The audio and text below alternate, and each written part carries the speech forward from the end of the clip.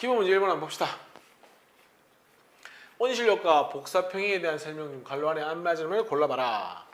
지구의 대기는 무슨 에너지를 잘 통과시킨다? 태양 복사 에너지는 잘 통과시킨다. 근데 뭐는 지구에서 방출된 지구 복사 에너지를 흡수해가지고 다시 되돌려준다. 그걸 우리는 온실효과라 한다. 온실효과를 일으키는 기체를 뭐라고 한다? 온실기체라고 한다. 복사평행 상태에서 지구는 태양으로부터 흡수한 에너지 양과 우주로 방출한 에너지 양이 같다. 우린 그걸 복사평형이라고 한다. 2번. 자, 온실효과를 일으키는 기체가 아닌 것은 이건 알고 있어야겠죠. 오존, 사산화, 이질소, 수증기, 이산화탄소 다 됩니다. 뭐가 아니다? 수소는 온실효과를 일으키진 않는다. 이렇게 되는 거고요. 자, 그 다음에 3번. 왼쪽은 보니까 대기가 없을 때, 오른쪽은 대기가 있을 때, 대기가 있건 없건 들어오는 총량과 나가는 총량, 들어오는 총량과 나가는 총량은 뭐하다? 동일하다. 화살표로 설명을 하자면 3개가 나오면 2개 정도는 내가 보유하고 있다가 나중에 내보내는 거죠. 그러니까 조금 더 높은 온도에서 복사평형을 이룰 수 있다. 그럼 지구의 평균 온도는 가일 때가 나일 때보다 높다가 아니고 누가 높다? 나가 높다. 대기는 지구 복사 에너지 중 일부를 흡수했다가 어떤 영역을 주로 흡수한다고 했죠?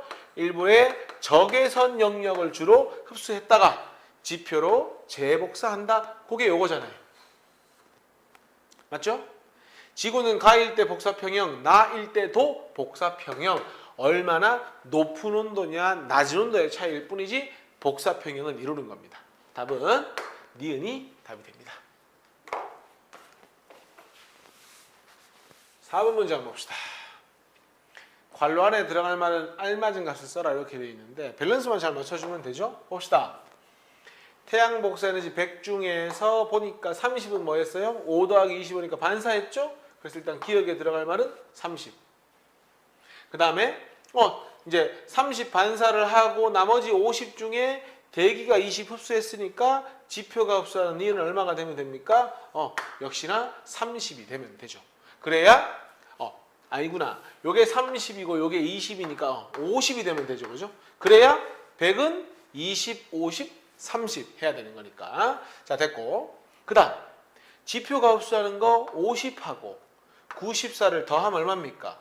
144잖아요. 그러면 요 132하고 12하고 더해서 얼마가 나오는 거다? 일단 144가 나왔다. 그러면 지표도 밸런스가 맞았다.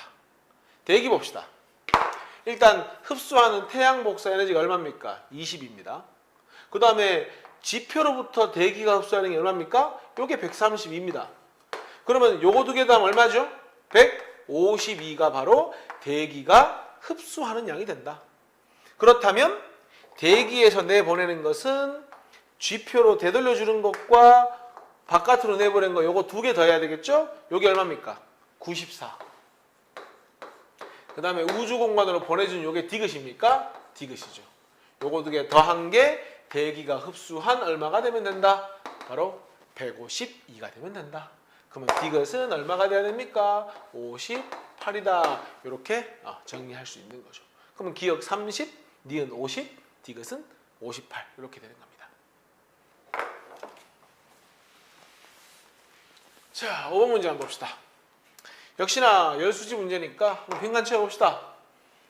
똑같은 얘기 계속하고 있는데 30 반사시키고 요거 두 개 더하면 얼마입니까? 70, 두 개 더하면 100. 그 다음 자, 지표에서 방출되는 게 145거든요. 그러면 지표에서 흡수하는 것도 145가 돼야 되니까 요 47하고 요 흡수되는 요 값을 더한 게 얼마가 돼야 됩니까? 145가 돼야 되니까 요 값이 얼마가 되면 된다? 98이 되면 된다.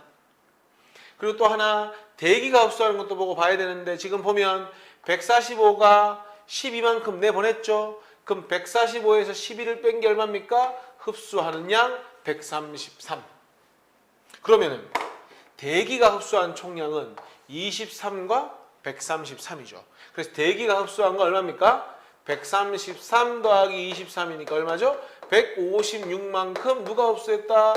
대기가 흡수했다. 이 대기가 흡수한 값이 지표로 되돌려준 것과 내보낸 거의 합과 같다.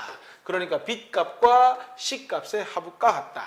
이미 우리가 B값은 얼마인 거 구해놨습니까? 98인 거 구해놨으니까 C값은 얼마가 되면 된다? 이렇게 58이 되면 된다. 그럼 볼까요? 요거 58 하니까 맞네요. 요거 12하고 58 더하면 딱 얼마 나온다? 70이 나온다. 그러면 A는 133, B하고 C를 더한 건 156이니까 누가 더 크다? BC를 더한 것이 더 크다. 틀렸고요. 화석연료 사용의 증가는 온실 효과를 증대시켜주는가? 요거 바로 지표로 되돌려주는 요 양을 증가시켜 주겠죠. 그러니까 맞네. B를 증가시킨다. 대기 중에 CO2 농도가 증가하면 C가 증가할 것이다 라고 되어 있는데 다 필요 없고 흡수한 거 얼마? 70. 나가는 것도 무조건 70이 돼야 되니까 여기서 뭔가 보유하는 양의 변화가 생기는 것이지 나가는 양은 동일하다. 그래서 뭐라고 고쳐야 된다? 일정하다. 이렇게 고쳐줘야 맞는 말이다. 답은 니은입니다.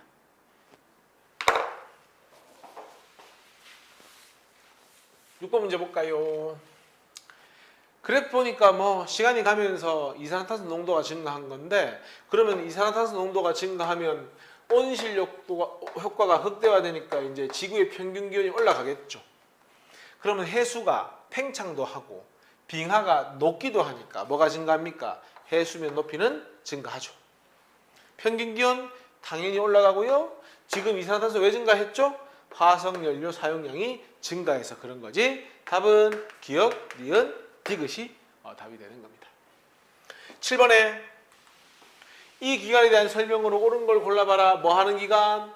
지구의 평균 기간이 평균 온도가 올라가는 기간을 이야기하는 겁니다. 그러면은 지구 열수지에 변동이 있었을 것이다. 당연하지. 왜? 대기가 있으면 들어가서 이 재방출해주는 요 양에 분명히 변화가 생겼을 거니까 열수지 변화가 생겨야죠. 해수의 표층선 높아지겠죠.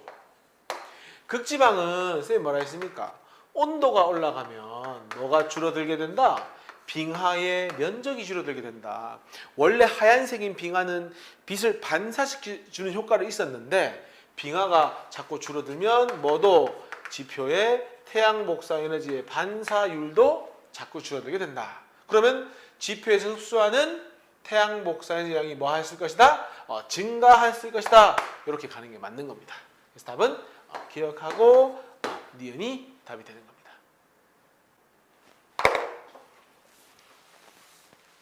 자, 8번.